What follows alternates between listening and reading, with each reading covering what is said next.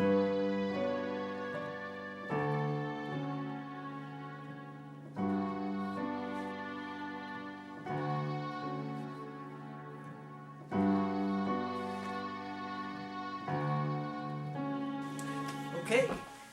we're back and I'm excited. We're about to start 7th chords. Once we get through with 7th chords, then we'll be able to go back to that song She Loves You and figure it all out, because we'll know all the major triads and we'll know there's a 6th chord in there that we'll know how to do, and then there's a couple 7th chords. 7th chords are where it's at with music. Once you move from triads to 7th chords, you really have made a big jump, and you'll start to see your playing really change, how things sound to you. So this is going to be fun and exciting. And once you understand 7th chords, then really what's left is just a little bit of icing on the cake, and we start to actually get into jazz topics and some really cool stuff. So let's take a look. There's a lot of information in the 7th chords, and I'm going to try to boil it down to just what you need to do probably 90% of the songs. I don't know, a lot of the songs. And later we'll come back and finish off all the 7th chords so you know everything there is to know about them. But for now, let's get started, and we're going to work first on the major 7th chord. As I said, this is pretty exciting. We're getting into 7th chords, and there are several different kinds of 7 chords. So I want to break it down and keep it in small chunks. So in this video, all I'm going to talk about are major 7th chords. Remember, we're still in 4-note chords, so we've moved from triads and we're moving on. And as I told you before, the name of the chord will tell you everything you need to know about the chord. So when we're talking about major 7th chords, we mean take the major triad and add the 7th note from the scale to it, and that'll get you a major 7th chord. As always, I like to start with C as my example because it's so easy to use. So how would we build a C major 7 chord?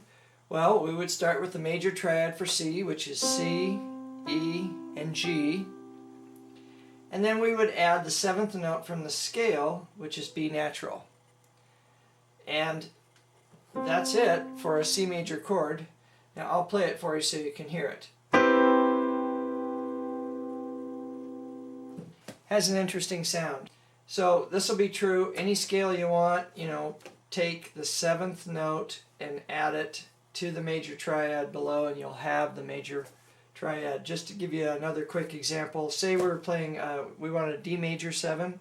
We'd play the D major triad, which is D, F sharp, and A. Then we'd add the 7th note of the scale, which is C sharp, and it would sound like this. And if you're ever in doubt which is the 7th note, probably the easiest way, the way I do it, is when we're talking about a major 7th, just go up 1 octave from whatever your root is. Like in that D case, the D is the root. Go up 1 octave and drop it a half step. Because remember, in a major scale, there's always that last little bit that goes, do, re, mi, fa, sol, la, ti, do, like that.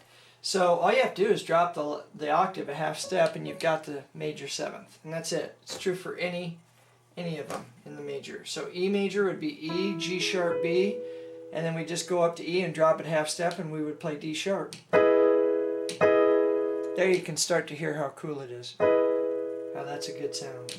If it were F, it would be F, A, C, and we go up to F, drop it a half step, so it'd just be E natural. It sounds like this. That sounds nice too. And then for G, we just put a G major chord, G, B, D, go up to G and drop it half step, so it'd be F sharp. Oh, that's cool. Then A would be A, C sharp, and E. Go up to A and drop it a half step to G sharp, so it would be this. So the last one is B. We just play a B major triad, B, D sharp, and F sharp. And then we go all the way up to B and drop it a half step to A sharp, and that would be the 7th note, so we just play it. Sounds really good. And that's it for major sevenths. They're very easy and they sound good in the right context. The notation for major seventh chords can be as simple as C with a big M7, meaning play a C major triad and add a major seventh. Or it could say C with MAJ 7, same thing. Or, and this is the main reason I wanted to show this, I often see a little triangle above the C. A lot of lead sheets or chord sheets will use that as a real quick way to indicate a major 7. When you're reading chord sheets or lead sheets, you need to know how to identify a C major 7 chord. And as we move through the 7 chords, it'll be important that you understand how you're building the 7th chord so you get the right one. So I'm going to start now being a little bit careful about the notation for 7th chords.